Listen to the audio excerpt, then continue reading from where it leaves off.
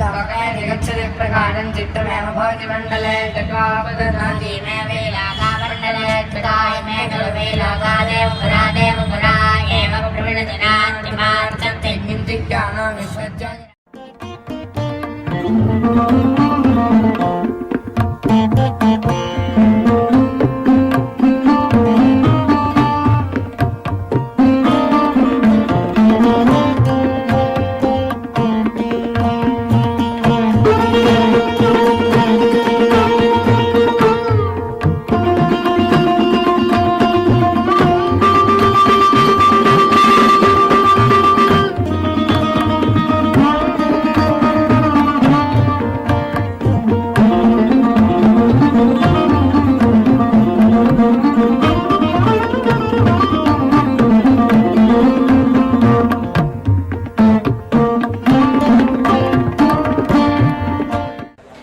It aligns with our core value of preserving Vedas. Nothing like this is taking place in the US, and it's amazing to see here.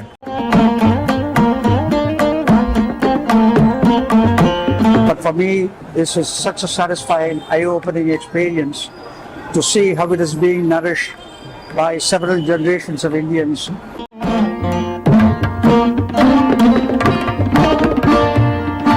Even if anybody doesn't know the meaning of that, the very experience itself is so uplifting, because not many people can do this memorization, retention, recall. இது 2-3 தடவை இது வரைக்கும் பரீட்சைக்கு வந்திருக்கோம். கிருஷ்ண யஜுர்வேதம் இந்த தடவை வந்து சம்ஹிதா பாகத்தில் 1ஆம் கண்டம் 2ஆம் கண்டம் 3ஆம் கண்டம் பரீட்சை தரோம்.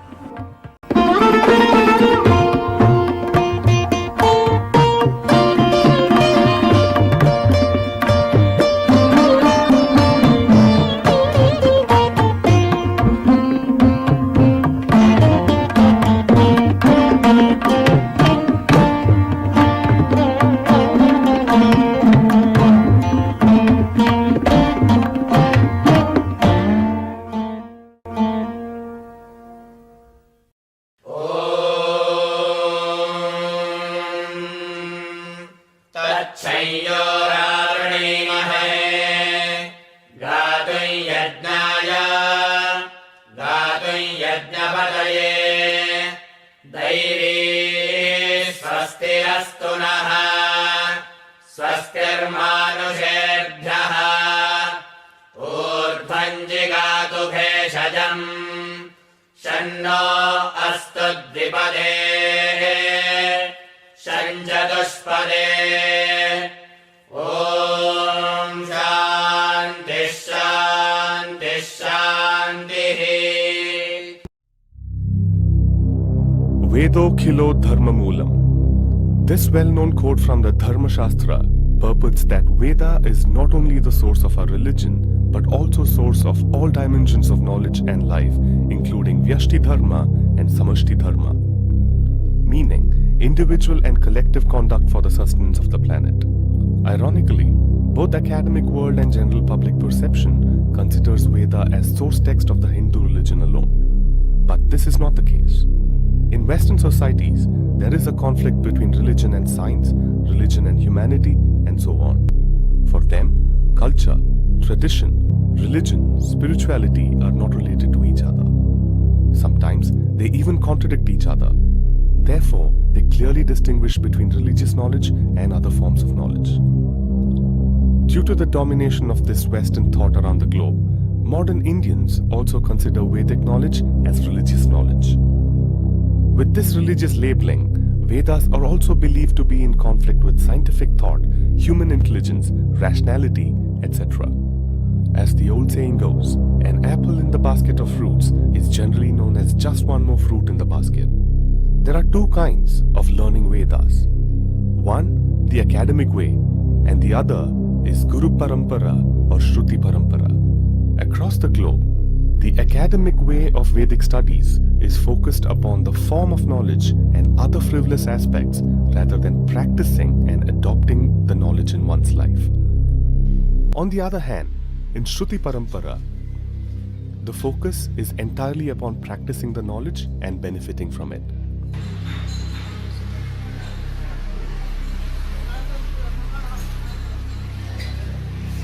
In Shruti Parampara or oral tradition, one needs to be in Brahmacharya ashrama and follow the practices prescribed for it during the entire study period.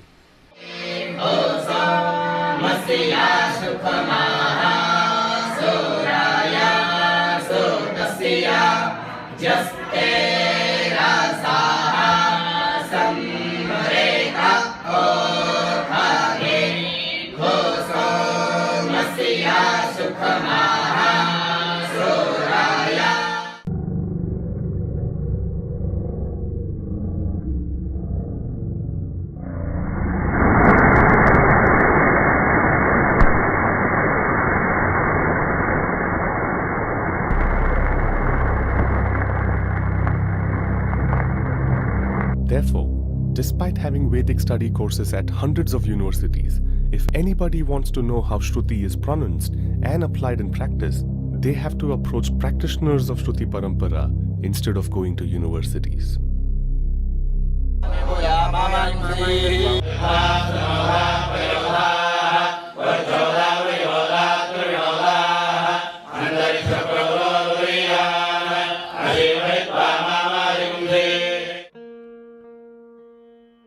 This Shruti Parampara or oral tradition is well protected even today by several individuals with the support of various private organizations. One name that is worth mentioning in golden letters in the history of 20th century Vedic education is Pujya Shri Chandrasekharendra Saraswati Mahaswami of Kanchi Kamakoti Peetham. Swamiji has helped to fortify and nurture Shruti Parampara under adverse conditions throughout his life by initiating and inspiring people to establish several organizations. Om Charitable Trust is one such organization in Chennai.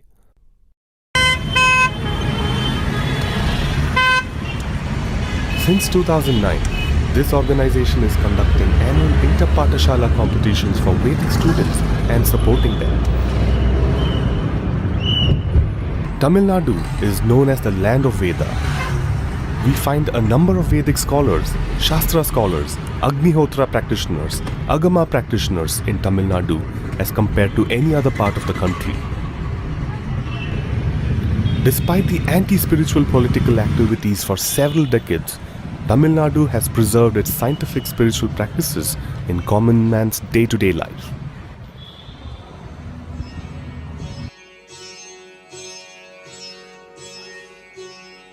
The team of Om Charitable Trust has been doing service of Veda for more than a decade. They travel across the country conducting regional level Vedic chanting competitions and bring the finalists to Chennai for a 3-day final competition. Now, the registration table is ready as the finalist students have started to arrive at the venue.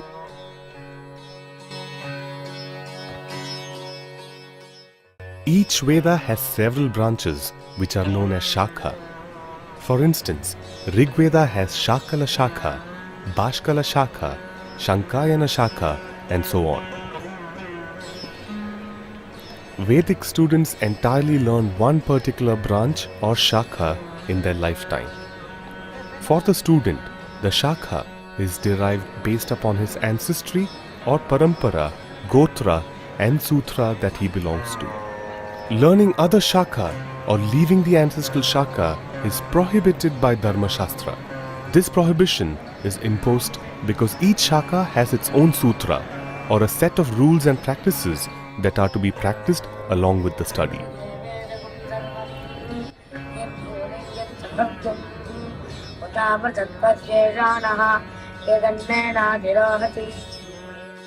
உங்க பேர் என்ன? ஸ்ரீவத்சன். என்ன பண்றீங்க? வேதம் படிச்சு. எந்த வேதம்? சாமவேதம். சாமவேதம். எந்த சாக்கா? கௌதம சாக்கா. ஒரு சாமம் சொல்ல முடியுமா? भद्रं श्रेया सर्वान् कामान् नशीमहि आयुर्विश्वायुर्विश्वं विश्वमायुषि हे प्रधान त्वष्टारादिनिधे स्मे दातं जीवे मा शरदो वयन्ते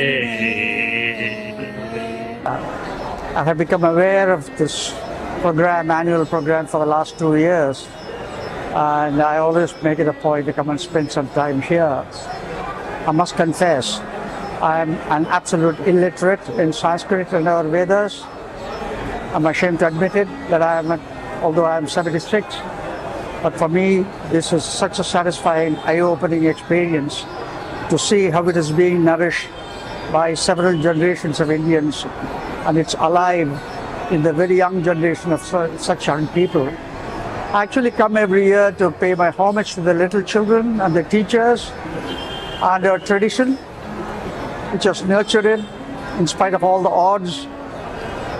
I take it as a pilgrimage.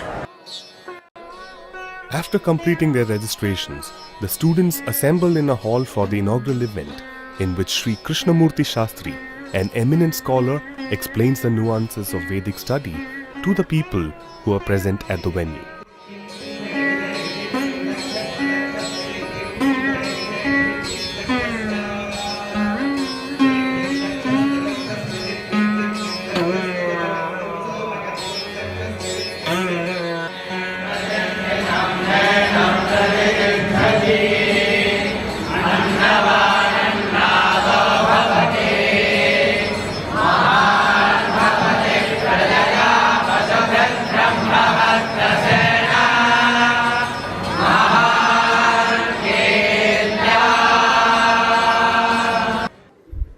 then Samaveda, then Shukla-yajurveda, then Atharva-veda. Now, when we started Shukla-yajurveda, we came to know there are two branches. Karma Shaka was the one which was initially started. Then Madhyadhan Shaka entries started coming in. And most of the people from North India belong to Madhyadhan Shaka. So, as the years go on, we found more and more entries coming from North India, and today we have equal representation from both North and South.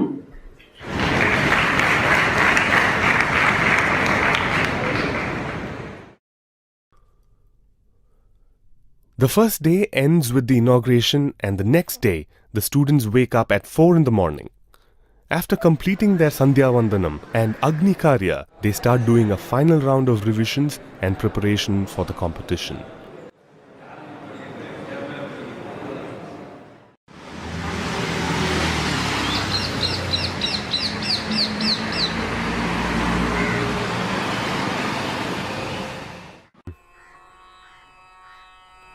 Students introduce themselves by saying their particular gotra and pravara while holding their ears. Then they prostrate in front of the examiner as they do to their guru. Scholars belonging to all the shakas sit in different exam rooms as examiners. These examiners are aware of the parts or chapters to be examined for each student.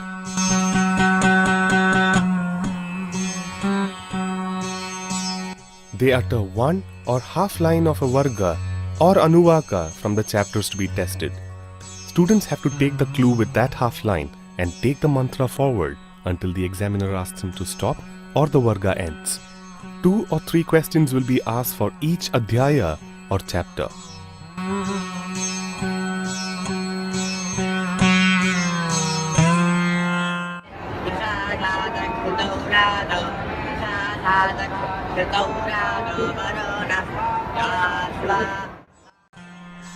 Accurate pronunciation, madhurya, swaravyutpatti, confidence, hand signs, head shakes and many other aspects are observed and evaluated by the examiners. Udatta, Anudatta, Swarita and Dirgha Swarita are 4 major swaras in all Vedas. Samaveda has its own swara pattern which is the source of music. Samaveda has more than 1000 branches. But today, we are left with only 3 living shakhas: Ranayani, Kauthuma, and Jaimini.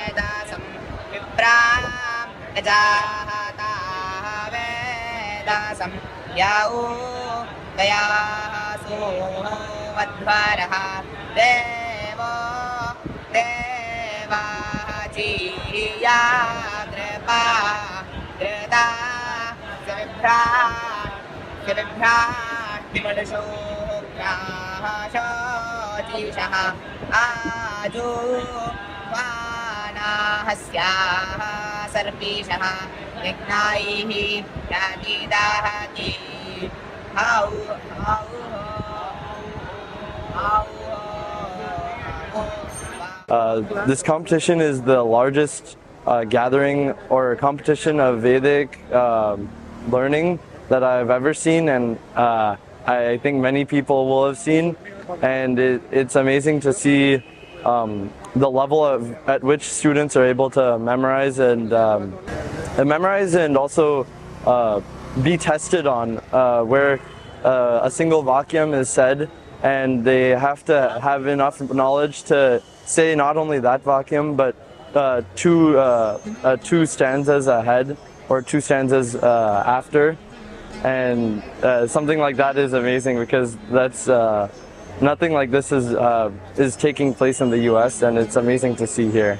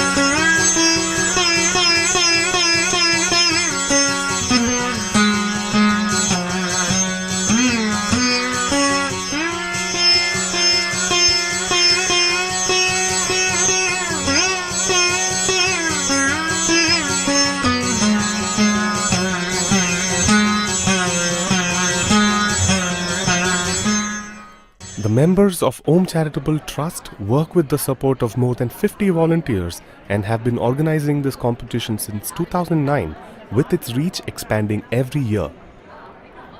With this expansion, more and more funds are required to support the students. This trust even reached out to many individual scholars who host students at their home and teach the Vedas with the support of some donors. These scholars are very reluctant to seek recognition and financial aid from the government, because with academic recognition and funds from the government, they will be compelled to follow the syllabus decided by those officials who have not studied in the traditional discipline.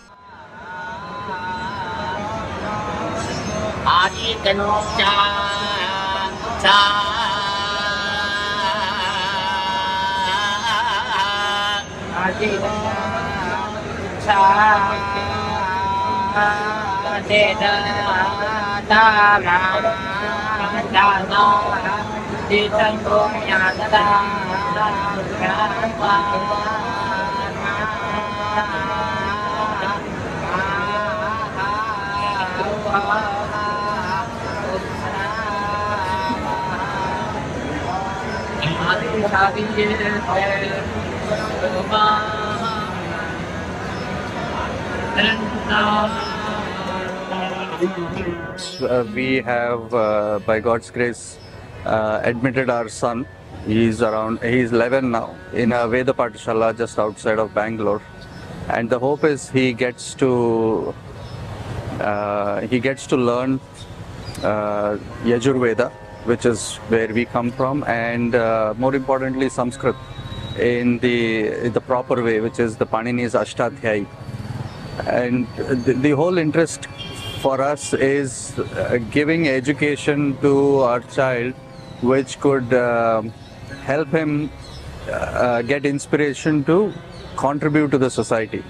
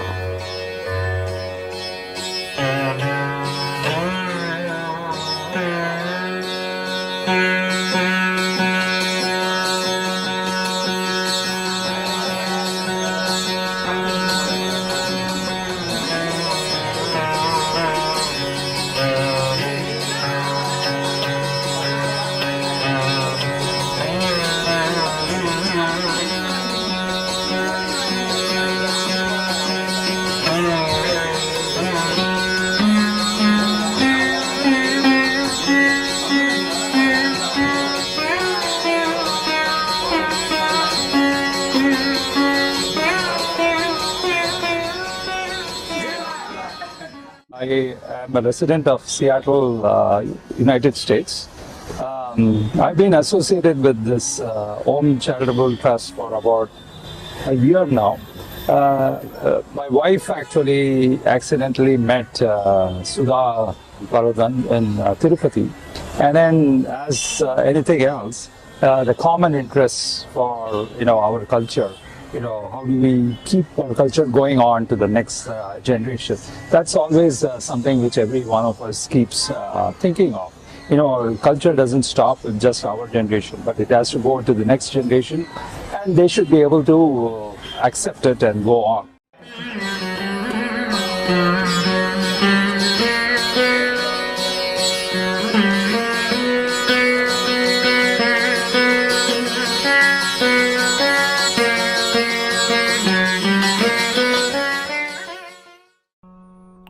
Mantra Brahmanayoho Veda Namadeyam. Mantra and Brahmana are known as Veda. Another name of the Veda is Trayi. Means Veda or Trayi consists of 3 kandas. That is why it is famously said, Kandatrayatmako Vedaha. The Samhita or collection of mantras is Upasana Kanda. Brahmana texts are Karma Kanda. And Upanishads are Jnana Kanda. These 3 kandas are the original text of the Veda. Hence, they are collectively called Mula. After completing the Mula, the Padapata and Kramapata are to be studied along with 8 Vikritis. Afterwards, they study the 6 limbs or Shadangas. Shiksha, Vyakarana, Chanda, Nirukta, Jyotisha and Kalpa are the 6 limbs. It takes approximately 6 or more years to complete the Mula, 3 years to learn the Vikritis, and 3 years fully dedicated time to study the 6 limbs. Along with this system of study or completing the Veda, they may study Sahitya, Darshanas or Itihasa Purana. There are 4 Upavedas in this stream of knowledge. Upavedas are generally for those who do not learn the Vedas completely in Shruti tradition. Dharma Shastra, with its vastness, is to be studied in addition to the Veda and to be applied throughout life. Source of this immense knowledge system is the Veda, and it is to be memorized and chanted in daily practices. This Vedic chanting, or Veda itself, is being considered as a heritage in recent times. Vedic chanting is recognized by the UNESCO as World Heritage. If we look at the definition of heritage, it's mainly about historical significance.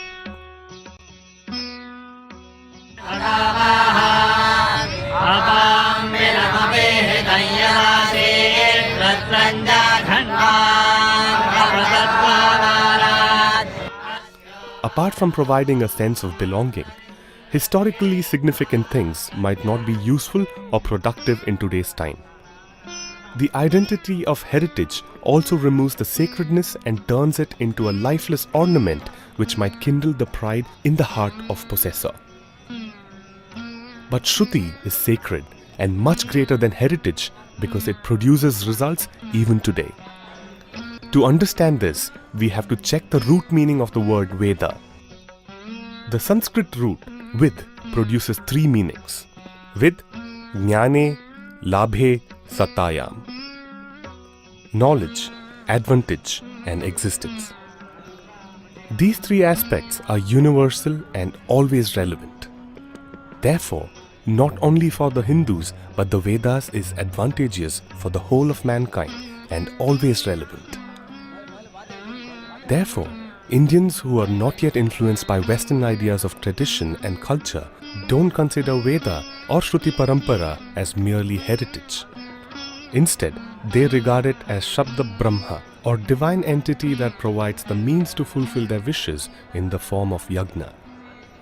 The main purpose of the Veda is to facilitate various forms of yajna which sustains and flourishes life on the planet. Veda hi yagnartham abhipravartaha. This knowledge contained in the Shruti has come from a source or dimension which is beyond the axis of the sense organs and the intellect. Pratyakshena anumityava yastupayo nabudyate etam vidanti vedena tasmath vedasya vedata. It is the knowledge which is beyond the faculties of pratyaksha or anumana. Therefore, Indians consider Veda as Apaurusheya, a sacred entity, and regard it as Brahman or verbal manifestation of the Creator himself. This knowledge has been interpreted and explained by many commentators, including modern academicians. Every such commentary is done considering only one of the dimensions of it. But there are three dimensions to it: Adhidaivika meaning, Adhibhautika meaning, and Adhyatmika meaning. Commentaries or interpretations with Trividha Drishti or three-dimensional meanings are very few. Apart from these three dimensions, Adhiyagniya meaning, or the interpretation from the context of yajna, is considered as real meaning in the tradition. Some sections of the society look at the Veda as a beautiful form of literature and look up to it. At the same time, they also look down upon those who practice the rituals prescribed in the Vedas and consider them to be ignorant. This attack on Vedic practices or rituals is the result of a big conspiracy which has impacted most of the urbanized Indians. Foreign ideas like "I am spiritual but not religious" also have played a major role in the destruction of the scientific culture of Vedic practices. Most of the mobile phone users are unaware of the science and technology based on which the phone functions, but they are not deprived of the benefit of it. It is not necessary for everyone to become a scientist to get the benefit of science. Similarly, Karma Kanda or the rituals are technologies beneficial for those who know how to use it. Fortunately, despite the invasions and anti-ritual propaganda, few sane voices and individual efforts have kept the Vedic practices alive here and there. We have not lost it completely yet. प्रारब्धकर्मणां नाशः यावत् न भवति तावत् पर्यन्तं देहपातो न भवति तदेव अतः प्रारब्धकर्मणाम् उपभोगेन क्षयो यावत् नास्ति तावत् पर्यन्तं तस्य. Since the Veda is sacred and manifestation of the divine, the person who has memorized it and lives by it is also considered divine. In the northern part of India, Vedic Pandits or Brahmins are referred to as Bhudevata or Bhudevji by the villagers even today. In South India, Vedamurti or Veda Brahmashri is used as a prefix to address the Vedic scholars and their worshipped. Urban cultures might have lost it, but Veda and Vedic Pandits are sacred for a large number of Indians. Om Charitable Trust is also aligned with this traditional knowledge. Therefore, they did a Pada Puja to all the scholars who were present at the venue, and many couples from Chennai were standing in queue to get this opportunity.